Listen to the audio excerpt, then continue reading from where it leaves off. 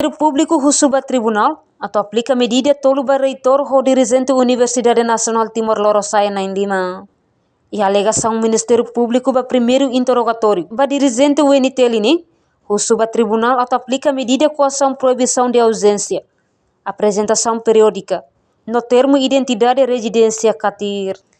Foi juiz processo argentino Nunes saluti a identificação barguido na inem. Tribunal continua a alegação.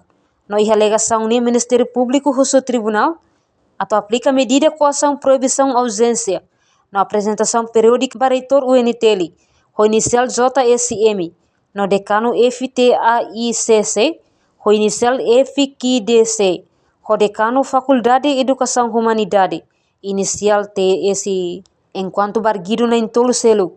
Macanesan vice-decano Assunto Finanças, o inicial JMM, ex-diretora Finanças LSDA, no ex-decano Filosofia, o inicial MB, Ministério Público Husu Tribunal, atau aplica medida coação apresentação periódica, no termo identidade e residência basira, portanto, parte advogado privado no defensor público. Barguido sira Husu Tribunal, atau aplica medida coação termo identidade e residência catir, basira nia cliente, foi uma alegação remata.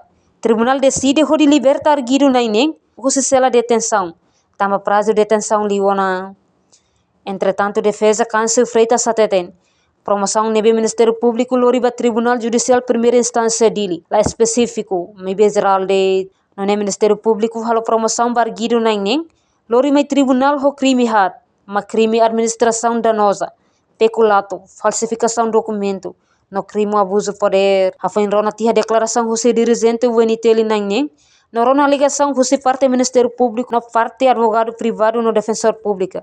Tribunal adia julgamento baloron sábado abang, hodi rona despeso. Portanto, e audiência julgamento da huluk ne, preside José Juiz Turno Argentino Nunes. Ministério Público representa procurador Matias Soares. No arguido na inin retan assistência legal, José advogado privado no defensor público.